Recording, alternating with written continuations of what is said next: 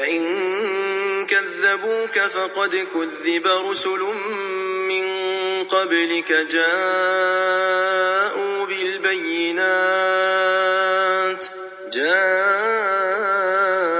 بالبينات والزبر والكتاب المنير كل نفس ذائقة الموت وإنما توفون أجوركم يوم القيامة فمن زحزح عن النار وأدخل الجنة فقد فاز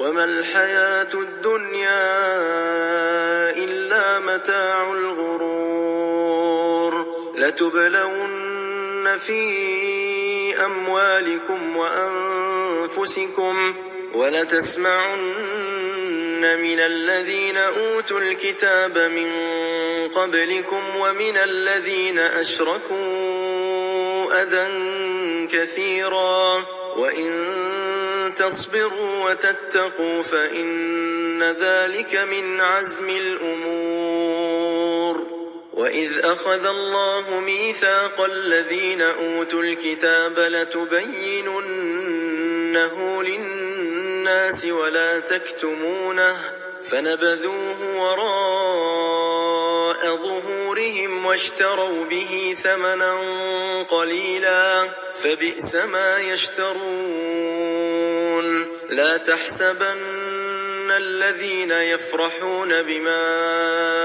أتوا ويحبون أن يحمدوا بما لم يفعلوا فلا تحسبنهم بمفازة من العذاب ولهم عذاب أليم ولله ملك السماوات والأرض والله على كل شيء قدير. S'ils te traitent, Mohammed, de menteur, les prophètes avant toi ont certes été traités de menteurs. Ils étaient venus avec les preuves claires, les psaumes et le livre lumineux. Toute âme goûtera la mort, mais c'est seulement au jour de la résurrection que vous recevrez votre entière rétribution. Quiconque donc est écarté du feu et introduit au paradis a certes réussi, et la vie présente n'est qu'un objet de jouissance trompeuse. Certes, vous serez éprouvés dans vos biens et vos personnes, et certes vous entendrez de la part de ceux à qui le livre a été donné avant vous, et de la part des associateurs, beaucoup de propos désagréables. Mais si vous êtes endurants et pieux, voilà bien la meilleure résolution à prendre. Allah prie de ceux auxquels le livre a été donné cet engagement.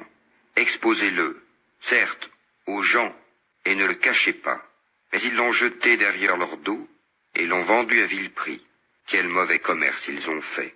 Ne pense point que ceux-là qui exultent de ce qu'ils ont fait, et qui aiment qu'on les loue pour ce qu'ils n'ont pas fait, ne pense point donc qu'ils trouvent une échappatoire au châtiment. Pour eux, il y aura un châtiment douloureux. À Allah appartient le royaume des cieux et de la terre, et Allah est omnipotent. Assalamu alaikum wa rahmatullahi wa barakatuh. Que la paix soit sur vous ainsi que la miséricorde et la bénédiction. Le sentier de notre Créateur Allah subhanahu wa ta'ala est un long chemin qui mène au paradis. Et dans ce sentier, sur ce chemin, sur cette voie, il y aura des épreuves, il y aura des moments de difficulté, il y aura des moments de solitude. Il y aura des combats à mener, des combats idéologiques, des combats de débat, des combats contre sa propre âme et ses propres péchés, le combat militaire, le cas échéant, le combat contre Shaitan, contre Satan et ses suppôts. Effectivement, le croyant, durant sa vie, va parcourir plusieurs états, va être dans plusieurs états d'esprit, plusieurs sentiments. Tout au long de ce sentier, les états spirituels ne seront pas les mêmes. L'expérience de la vie ne sera pas la même. la sagesse et le recul sur les événements, sur le monde, sur les gens ne seront pas les mêmes. Quand on est jeune, on est plus pressé, plus impulsif, plus catégorique sur beaucoup de questions. Et au fil du temps, de l'expérience, de l'étude, du recul sur tout, eh ben, on est plus patient, on prend plus de recul, on a plus de sagesse sur les questions, sur tous les sujets, sur notre vie. Et ceci permet d'appréhender plus facilement les événements qui entourent notre quotidien. Mais surtout, au-delà de tout ça, alhamdulillah, notre Créateur Allah subhanahu wa ta'ala, tout au long de sa parole, dans le Coran, nous a révélé à travers des récits passés, qui sont des leçons de vie intemporelles, à travers les sagesses qu'il y a dedans, les règles, les lois, les codes, les messages, un code de vie finalement intemporel qui nous permet de nous construire spirituellement, intellectuellement, etc. Et pour tenir bon sur ce sentier, même le prophète Mohammed sallallahu alayhi wa sallam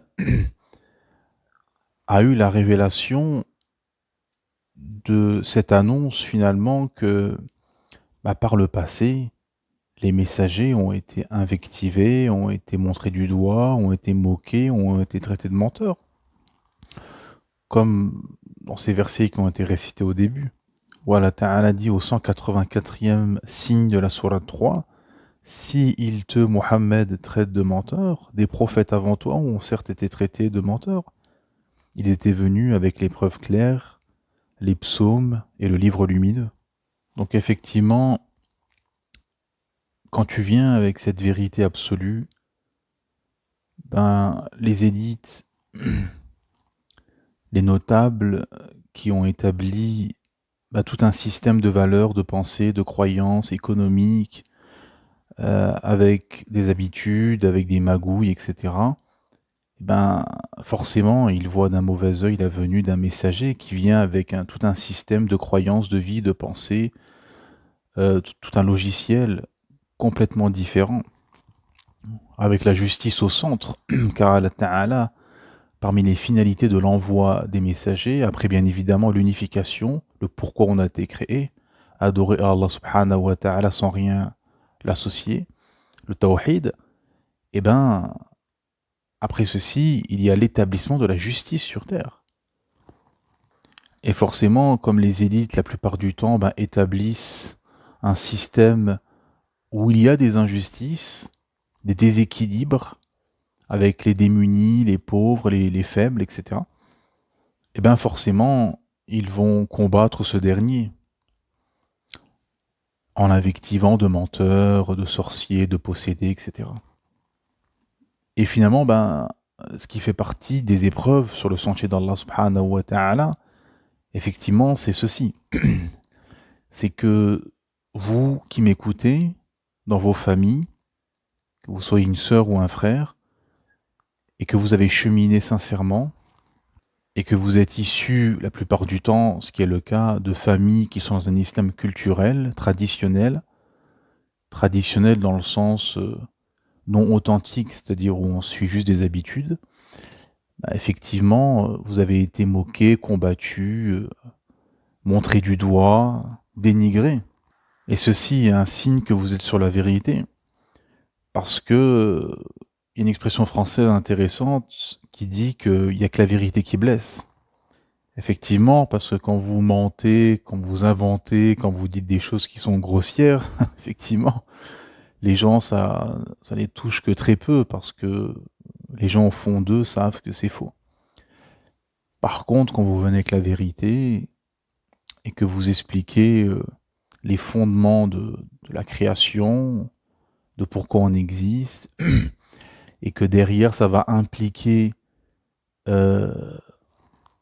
des efforts conséquents, que ce soit dans l'adoration, que ce soit dans la finance, que ce soit dans les efforts physiques, intellectuels, etc., bah forcément, l'humain répugne à sortir de sa zone de confort.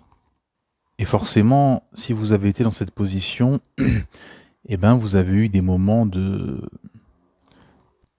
solitude, d'angoisse. D'angoisse, pas dans le sens dépressif du terme, mais dans le sens d'être touché et que ça vous travaille à l'intérieur parce que parce que c'est vos proches avec qui vous avez grandi, avec qui vous avez partagé des repas, avec qui vous avez partagé vos foyers, avec qui vous avez des attaches et même peut-être de l'amour, bah, qui deviennent vos ennemis finalement. Et là, on est en plein dans le Minhaj an-Nubuwah, le sentier des prophètes, où, quand on voit dans les récits prophétiques, beaucoup de prophètes ont eu des proches qui les ont combattus. On a Sinna Ibrahim alayhi salam, le prophète Abraham, qui a été combattu par son propre père, qui était un associateur.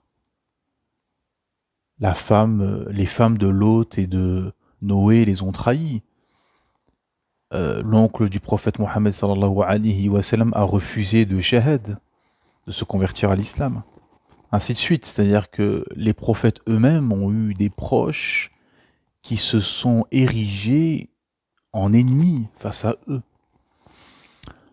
Et ceci est une grande leçon parce que ça nous montre que si les prophètes eux-mêmes ont été touchés par ceci, bah, effectivement, nous, croyants lambda, effectivement, on sera touchés inéluctablement ou pas par ceci. Mais en général, dans les familles, vous avez toujours, à part ceux qu'Allah Ta'ala a fait miséricorde, mais vous avez toujours des ennemis parmi vos proches. Et malheureusement, dans cette époque où les cœurs sont très malades, voire morts, eh ben, c'est la majorité. Et dans l'époque des Ghuraba, dans laquelle nous sommes, bah, effectivement, la majorité des familles sont comme ça. La majorité des familles sont polluées, sont pris par la dunya, sont dans la course aux passions, la course à ce bas monde, et répugnent à sortir de leur zone de confort, à sortir de la norme sociale. C'est ça aussi qu'il faut comprendre. On a fait une intervention sur la norme sociale qui fait loi et qui s'impose aux individus, à part ceux qu'Allah Ta'ala a guidés, a fait miséricorde, et qui sont des lions et des lionnes qui arrivent à s'extirper de cette moissonneuse-batteuse du système. Et ben la masse des gens, non. Et parmi vos proches, quasiment personne vous suivront sur ce sentier.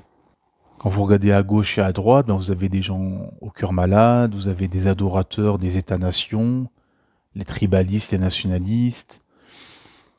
Vous avez des gens qui se déchirent pour telle ou telle question, qui ne sont pas d'accord sur les interprétations des textes islamiques. Les femmes et les hommes ne se comprennent plus, avec cette idéologie du féminisme qui a détruit les foyers et la féminité de la femme. Et finalement, ben, la masse suit le système avec les nouveaux codes, avec les modes et les nouvelles normes sociales. Et ceux finalement qui tiennent au Coran, à la Sunna, qui s'accrochent au sentier lumineux de notre Créateur Allah subhanahu wa ta'ala, et qui restent sur la fitra, sur la saine nature, sur le modèle traditionnel, sur le modèle de l'homme spirituel, sur le modèle de la femme spirituelle, sur le modèle de la famille traditionnelle et spirituelle, eh ben il n'y a plus grand monde. Le constat est ceci. Et effectivement, quand vous êtes... C'est pour ça la pertinence des hadiths. Quand le prophète Mohammed sallallahu alayhi wa sallam nous dit que l'islam est apparu étrange au début et il redeviendra étrange. Et là, c'est ce qui se passe, c'est-à-dire que c'est une étrangeté. Pourquoi ? Parce que... Et pourquoi le fait de tenir bon sur ce sentier, c'est que quand la masse suit, et c'est ce qui s'est passé, c'est qu'à un moment donné, il y a eu une acceptation générale de l'islam, authentique, donc l'époque bénie, hein, avec les Sahaba, les Tabi'in, les Tabi'in, etc. Et qu'on a eu un empire, que l'islam s'est propagé, était dominant dans les esprits, dans les cœurs, dans les poitrines, que les gens étaient globalement sincères, bah, effectivement, là, l'islam était pas étranger. Et c'était plus facile, bien évidemment, Naam, de tenir bon sur ce sentier. Même s'il y a toujours eu des épreuves, il y a toujours eu des gens au cœur malade, des hypocrites, des élites malveillantes, etc. Mais, comme dit le hadith, c'est-à-dire que on arrive et on est dans cette époque-là où, effectivement, euh, la norme de notre Créateur, Allah Ta'ala, est étrangère finalement à la masse. La fitra, suivre sa fitra, sa saine nature, suivre notre biologie, suivre le pourquoi on a été créé, adorer Allah, ainsi de suite, c'est devenu quelque chose d'étrange, voire criminel en Occident par exemple. En Occident, la spiritualité, la religion de manière globale, et encore plus l'islam qui est la religion d'une autre civilisation, bah, est criminalisée dans les médias, dans la politique, etc. Donc effectivement, les soldats de Satan, les suppôts de Satan, ben, ont infiltré tous les échelons des sociétés modernes, dans les universités, dans la politique, dans les médias, ainsi de suite. Et effectivement, partout, ben, on diabolise la vérité. On diabolise la vérité parce que c'est une des promesses de Satan qui a promis d'égarer l'humanité. Et quand ben, on était fort et que les gens tenaient à la vérité en masse, bah effectivement, les ruses de Satan et de ses suppôts étaient faibles. À partir du moment où euh, la masse suit le système, se plie aux règles euh, du système des hommes finalement, eh ben, ceux qui sont restés sur ce chemin lumineux, bah, comme ils sont comme ils sont de moins en moins nombreux, bah, effectivement, ils sont montrés du doigt, invectivés. Comme j'avais donné l'exemple une fois sur deux chemins, un marécage boueux, pas praticable, et un chemin bétonné qui a été conçu pour rouler ou marcher dessus. Eh ben, si vous avez 1000 personnes et que 990 personnes sont dans la boue et que les 10 autres sont sur le béton, bah, ceux qui vont être regardés bizarrement, c'est les 10 sur le béton. Alors que c'est eux qui sont sur le bon chemin. Car c'est un chemin qui a été conçu pour le pratiquer. Bah, c'est exactement pareil aujourd'hui, dans la vie de tous les jours. C'est-à-dire que vous avez cette voie, ce minhaj, ce sirat al-mustaqim, ce chemin droit, tracé par notre Créateur Allah Ta'ala, expliqué dans le Coran et la Sunna, et traduit dans les actes par le messager d'Allah, sallallahu alayhi wa sallam,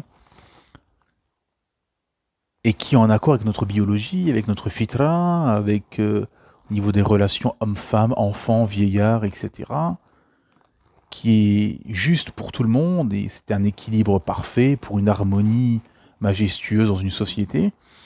Et bien ceux qui suivent ce sentier sont montrés du doigt, invectivés, parce qu'ils sont peu nombreux. Pas parce qu'ils ont tort, pas parce que ce sentier, pas parce que cette voie n'est plus applicable ou que sais-je, comme les gens malades du cœur voudraient le faire croire, non.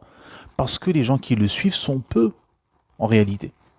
Et ceux qui suivent le système pharaonico, maçonnico, laïco, démocratico, athée, le chemin de Satan et de ses suppôts parmi les humains, et bien comme ces gens-là sont majoritaires,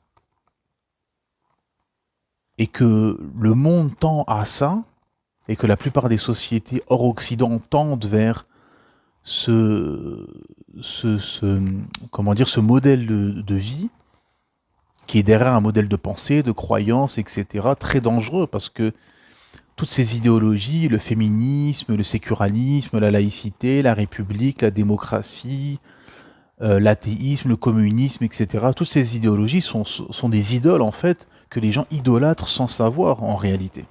C'est-à-dire qu'avant, on avait des idoles qui étaient des statues, où les gens se prosternaient devant, et aujourd'hui, finalement, les gens prosternent leur esprit, leur raison et leur cœur, finalement, devant des concepts idéologico, dogmatico, politiques, qui sont bien évidemment concurrents au Coran et à la Sunna, parce que le Coran et la Sunna t'expliquent tout de A à Z, que ce soit au niveau législatif, politique, au niveau de la société, etc.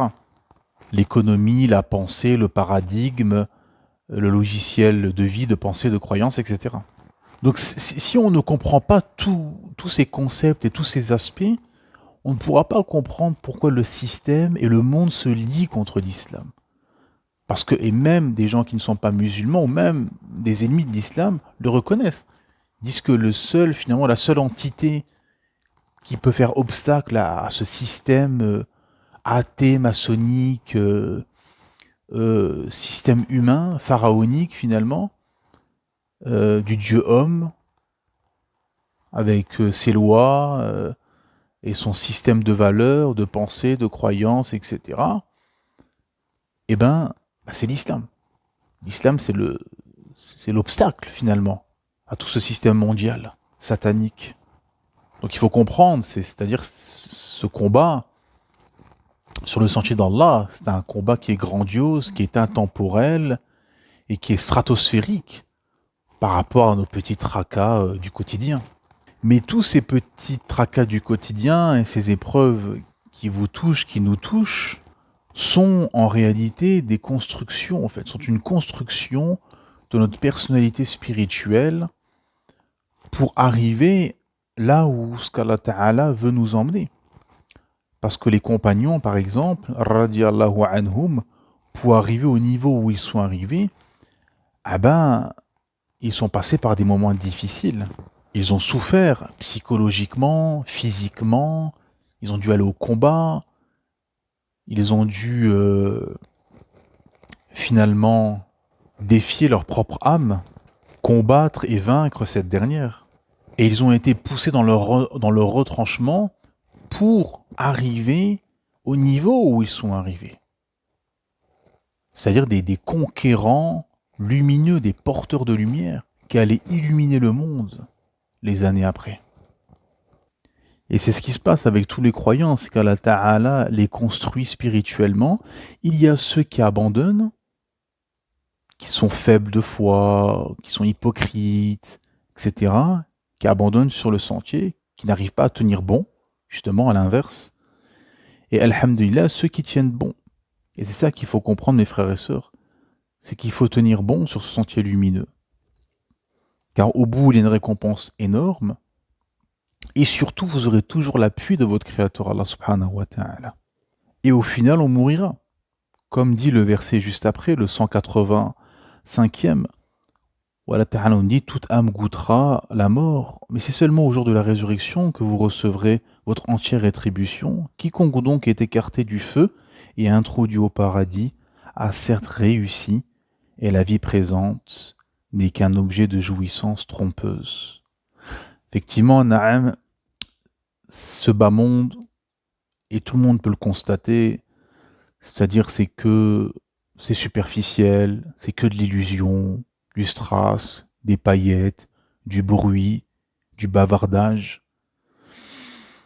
Et en réalité, quand on creuse, les gens, beaucoup sont malheureux, sont tristes, sont pas en accord avec pourquoi ils ont été créés, parce que c'est très très fondamental, très très important. C'est pour ça que les psychiatres, les psychologues, finalement, ne servent à rien.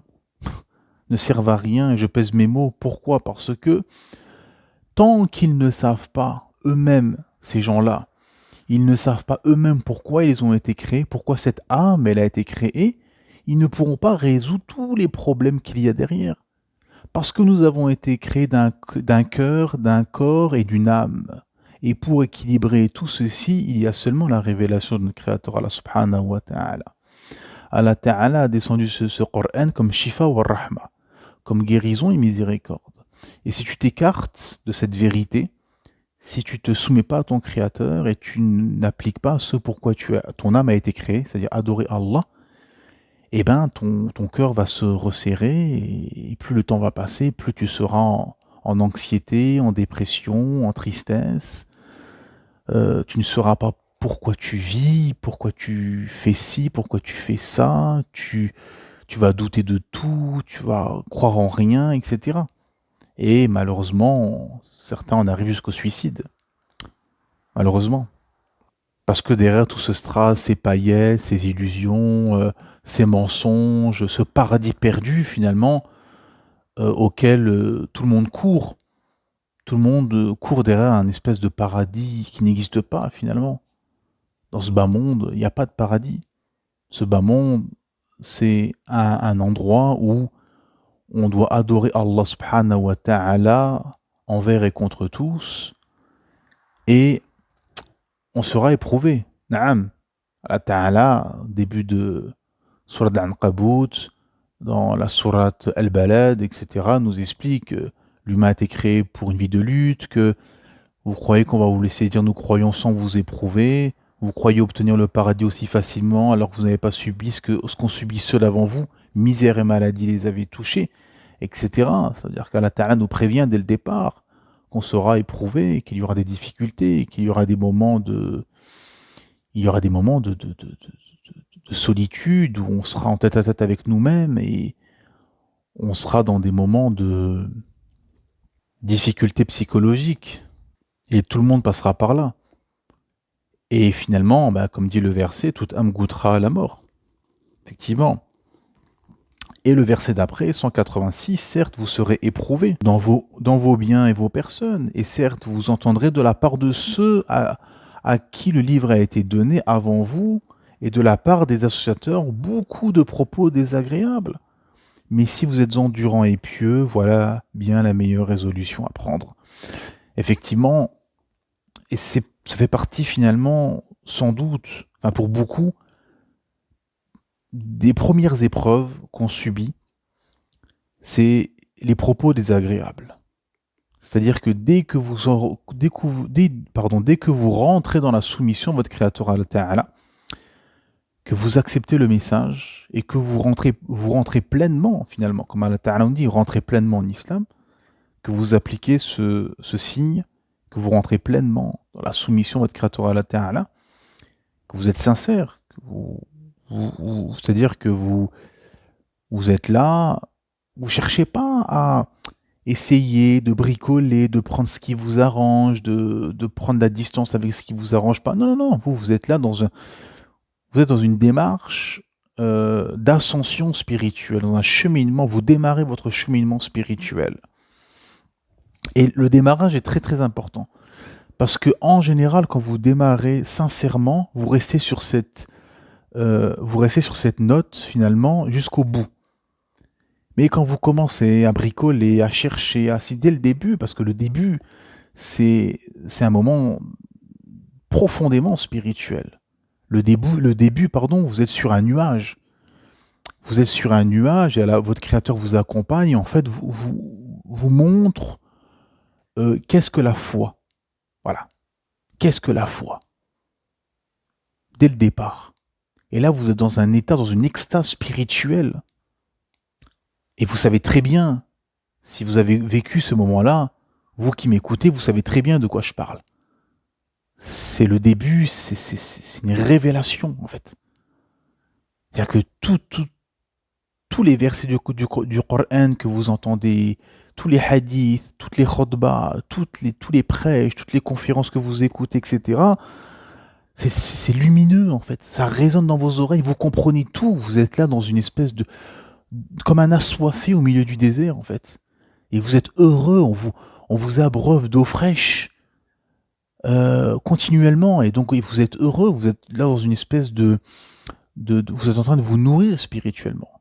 Vous nourrissez spirituellement et vous êtes même dans une extase spirituelle profonde qui est extraordinaire. Le début est fabuleux. Et vous allez perpétuellement, justement, essayer de retrouver ce début et vous allez rester sur ce sentiment et sur cette sincérité. Et parmi les premières épreuves que vous subissez à ce moment-là, eh ben, ceux qui sont restés tout en bas, finalement, vous êtes au 50e étage du building, mais vous continuez à côtoyer des gens qui sont au 10e étage, au 5e étage, au premier étage, au rez-de-chaussée, voire au sous-sol. Et ces gens-là, qui sont la plupart du temps des gens au cœur malade, voire au cœur mort, eh ben, vont vouloir vous tirer vers le bas. Ils vont vous montrer du doigt, ils vont vous invectiver, ils vont se moquer de vous, parce ils sont incapables d'arriver au niveau spirituel auquel vous êtes arrivé. Et donc, il y a une espèce de jalousie spirituelle profonde qui se met en marche. Et donc, ils vous invectivent, ils se moquent de vous, etc. Parce qu'aussi, vous, un peu comme je disais tout à l'heure, par rapport aux prophètes quand ils rentraient dans des cités, et ben là, quand vous rentrez chez vous, parmi vos proches, bah pareil, ils voient d'un mauvais œil parce que vous allez leur rappeler à quel point ils se sont égarés finalement, à quel point ils ont fait une sortie de route sur Sirat al-Mustaqim, qui récitent tous les jours, pour ceux qui font la prière, ils récitent tous les jours dans leur prière, dans la Surat al-Fatiha, Sirat al-Mustaqim, Hidina Sirat al-Mustaqim. Guide-nous dans le droit chemin. Donc ils demandent dans leur prière la droiture. Et, et en réalité, non, ils ont fait une sortie de route depuis longtemps et ils se complaisent dans cette, finalement ce laxisme et cette médiocrité. Et donc, ils vous voient arriver d'un mauvais œil parce que vous allez montrer du doigt, à l'inverse, leur manquement, leur égarement, les grands péchés dans lesquels ils sont tombés. Et donc là, Allah Ta'ala nous prévient justement que, effectivement, on va entendre des propos désagréables parmi les gens du livre, parmi les associateurs, parmi tous ceux finalement qui ne sont pas sur votre sentier. Et au 187e signe, Allah nous dit, Ta'ala, dans le sens, traduction dans le sens, Allah prie de ceux auxquels le livre a été donné, certes, cet engagement, pardon, exposez-le, certes, aux gens et ne le cachez pas. Donc en fait, ils ont eu l'ordre d'exposer aux gens cette vérité absolue et de ne pas la cacher. Mais ils l'ont jeté derrière leur dos et l'ont vendu à vil prix. Quel mauvais commerce qu'ils ont fait. Effectivement, les gens du livre ont outrepassé les règles, ils ont triché, menti, caché une partie du livre, etc. Et malheureusement, comme les savants nous expliquent, c'est que beaucoup de gens qui se disent musulmans aujourd'hui tombent finalement dans les carcans dans lesquels sont tombés les gens du livre. Et beaucoup aujourd'hui n'exposent pas cette vérité aux gens, la cachent même. Combien cachent cette vérité? Quel malheur. Et vendent leur islam à vil prix, vendent le Coran à vil prix, vendent la sunna à vil prix. Et ils se moquent de ceux qui sont sur le sentier d'Allah Ta'ala. Donc quelle corruption du cœur, en plus d'avoir dévié, ils se moquent et ils combattent ceux qui sont restés droits sur Sirat al-Mustaqim. Et au 188e, ne pense point que ceux-là qui exultent de ce qu'ils ont fait et qui aiment qu'on les loue pour ce qu'ils n'ont pas fait, ne pense point donc qu'ils trouvent un échappatoire au châtiment. Pour eux, il y aura un châtiment douloureux. À Allah appartient le royaume des cieux et de la terre, et Allah est omnipotent. Voilà les versets qui ont été récités au début de cette intervention. Effectivement, Allah Ta'ala nous prévient et met en garde que, effectivement, ceux-là qui vendent à vil prix la religion, qui n'exposent pas la vérité et qui la cachent, ainsi de suite, il y a un châtiment au bout, quoi. Il y a un châtiment douloureux. Ça veut dire qu'à l'inverse, ceux qui ont tenu sur le sentier, qui ont été moqués, combattus, qu'on les a poussés à ne pas parler, à se taire et à ne pas divulguer la vérité et à ne pas l'appliquer. Beaucoup de sœurs, quand elles mettent le hijab, leurs proches les combattent et leur demandent même de l'enlever. ou des frères qui, qui ont un aspect visible de la pratique religieuse, avec la lihya, shahshia, le qamis, etc. Ben pareil, on les incite à ne pas s'habiller comme ça, etc. Donc vous avez des... En fait, ce qu'il faut comprendre, c'est qu'il y aura toujours des soldats de Satan. Et le soldat de Satan, c'est pas forcément le non-musulman sur un plateau de télé en train d'insulter l'islam, etc. Non, non, non. Ça peut être votre propre mère, mes frères et sœurs. Votre propre père, votre oncle, votre tante, votre frère, votre sœur, vos enfants même. C'est plus rare, mais ça peut être vos enfants. Ça veut dire que c'est des gens avec lesquels vous avez ou partagé un bout de vie, ou vous avez vécu ensemble sous le même toit, ou que vous vivez toujours avec ces personnes qui vous combattent. Ils sont assis à côté de vous sur le canapé, ils partagent le même toit que vous, et en fait ce sont des pharaons, ce sont des Qurayshites, ce sont des pharisiens, des marchands du temple. Ce sont tous les ennemis, ils accumulent finalement tous les tares et les défauts et la corruption de tous les ennemis des prophètes. Ce sont des gens qui vendent la religion à vil prix, ce sont des gens qui vous combattent idéologiquement, ce sont des gens qui s'érigent comme des divinités en réalité.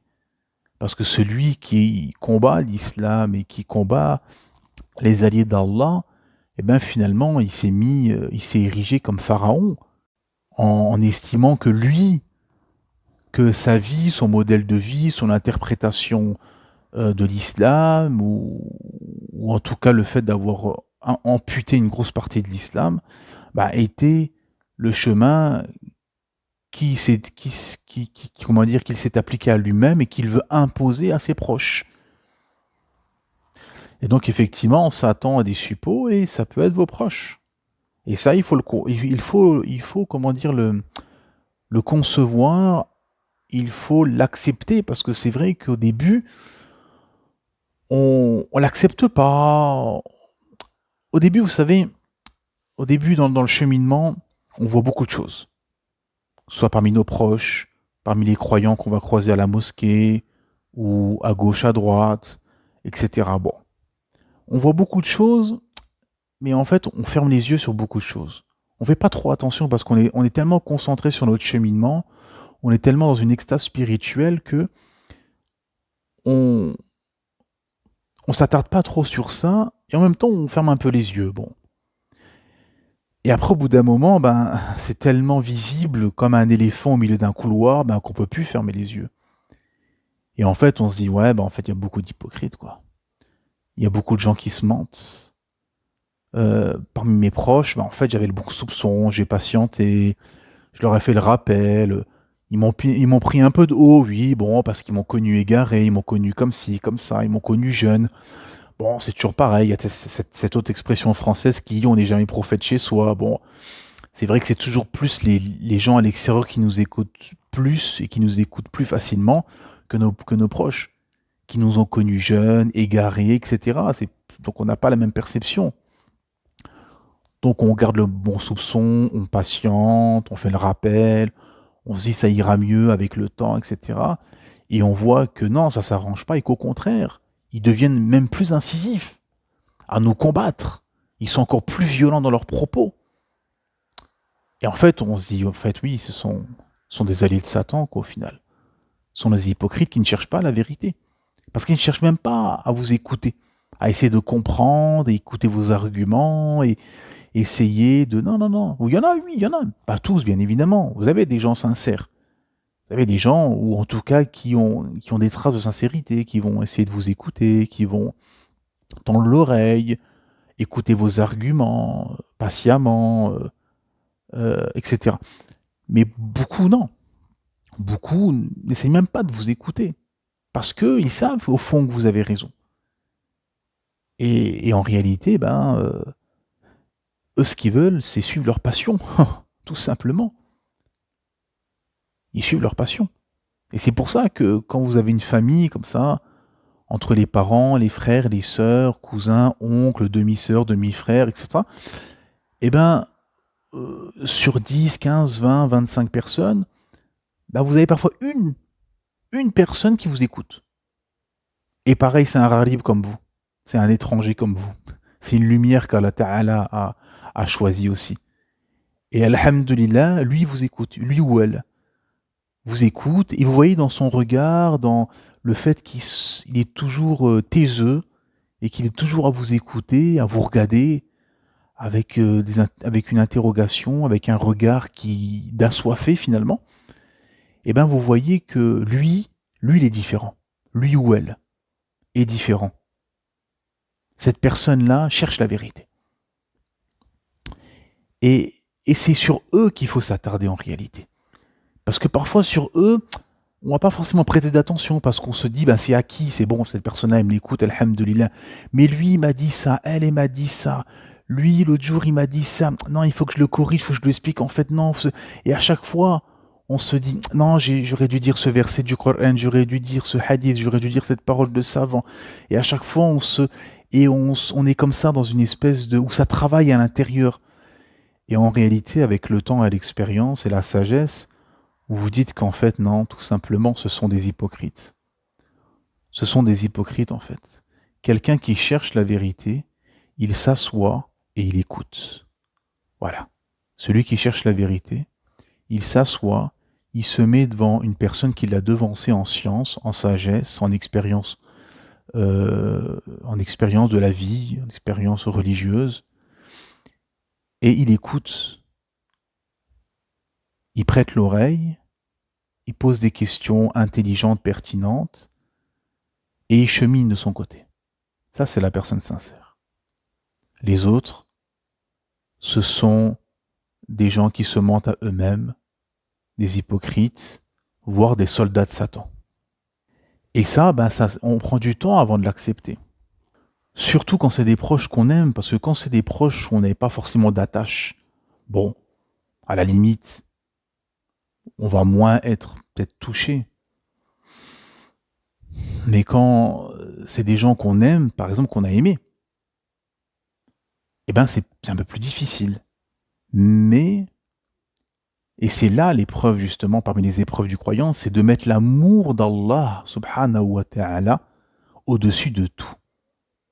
Parce qu'au final, vous savez, une fois on raconte qu'il y avait un homme dans un pays musulman qui était parti voir un shir, parti voir un savant. Et il lui a dit, c'est vrai qu'il y a un hadith du messager d'Allah, sallallahu alayhi wa sallam, qui dit que celui qui shahad avant de mourir, il sera introduit au paradis. Le savant a confirmé, na'am, effectivement, ce hadith est authentique. L'homme a dit, écoute, je vais vivre en libertin, je vais abandonner la prière, je vais vivre ma vie, voilà, dans les délices, les plaisirs, le péché, je vais vivre dans le péché. Pas de prière, pas d'adoration. Et le jour où je sentirai la mort arriver, à ce moment-là, je ferai l'attestation 2 fois. Je shahid. Et le shir lui a dit non, mon fils, ça ne marche pas comme ça. Quand la mort viendra à ta porte, ta langue sera lourde. Et en réalité, ta langue est liée à ton cœur. Et tu ne pourras prononcer seulement ce qui a rempli ton cœur.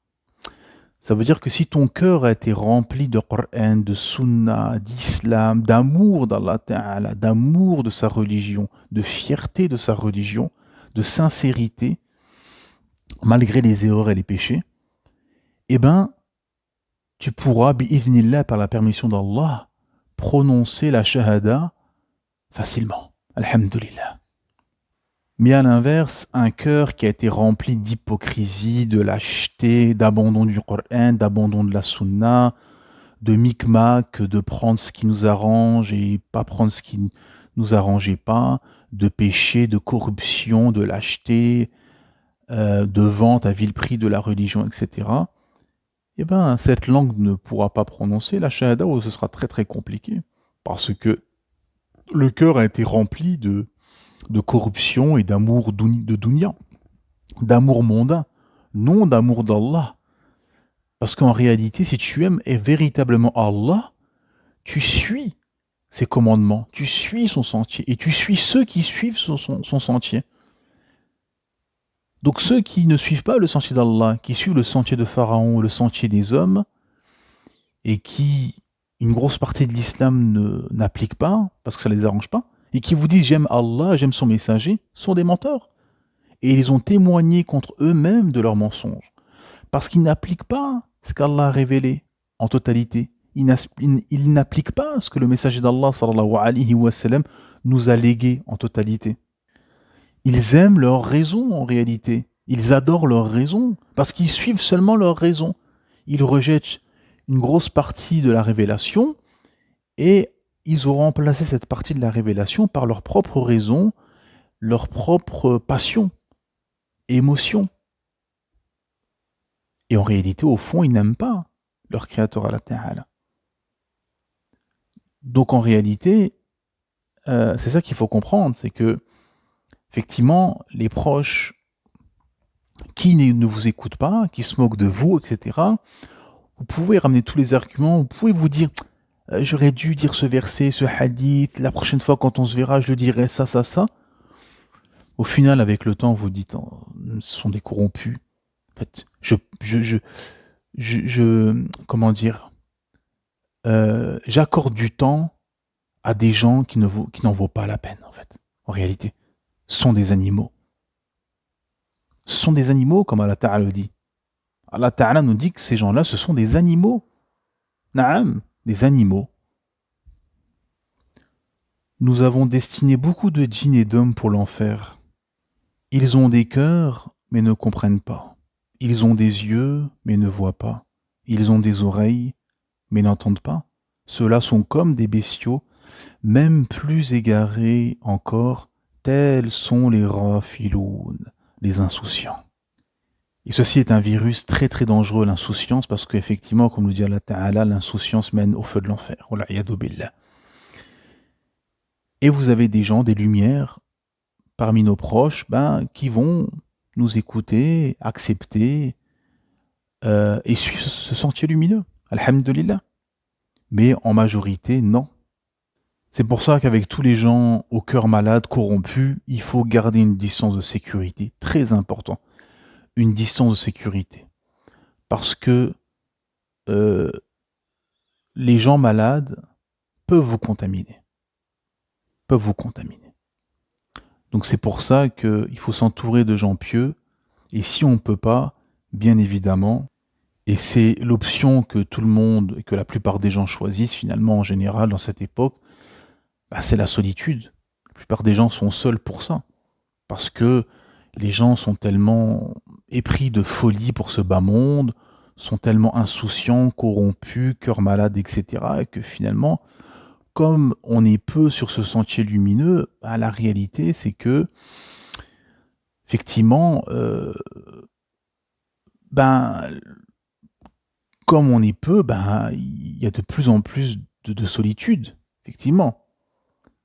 Mais la solitude, alhamdulillah, est une construction spirituelle. Ça fait partie du cheminement spirituel. Le messager d'Allah, sallallahu alayhi wa sallam, qui était dans la même position dans laquelle nous sommes aujourd'hui, c'est-à-dire était dans une cité, majorité corrompue, des mouchrikines, etc. Plus ou moins aujourd'hui, ça dépend où vous êtes, mais plus ou moins à notre époque. En tout cas, le messager d'Allah, sallallahu alayhi wa sallam, était dans cette position où la majorité suivait le système des hommes, les traditions païennes, etc. Et il s'est isolé. L'isolement spirituel. On avait fait un épisode début de l'année où on avait fait plusieurs interventions sur la Sira. Et la première intervention, le premier épisode sur la Sira, c'était sur l'isolement spirituel. Avant de recevoir Iqra bismi rabbika alladhi khalaq, le messager d'Allah, sallallahu alayhi wa sallam, était dans la grotte de Hira et il était dans une espèce de méditation finalement spirituelle, profonde, où il était en train de se vider. de se vider de ce bas monde et de se remplir de la création et par la suite de la spiritualité révélée. Et on voit que tout au long de sa mission, le messager d'Allah, sallallahu alayhi wa sallam, eh ben, il a eu toutes sortes de difficultés. Des proches corrompus, sa tribu qui l'a combattu, il a été moqué, invectivé, traité de menteur pour la première fois, celui qui était considéré comme le véridique. Eh bien, pour la première fois de sa vie, on l'a traité de menteur, à 40 ans, ce qui était bien évidemment faux. Et il a eu ses enfants qui sont décédés, il a perdu 6 de ses 7 enfants de son vivant, l'immigration à Médine, les combats, etc. Mais alhamdulillah,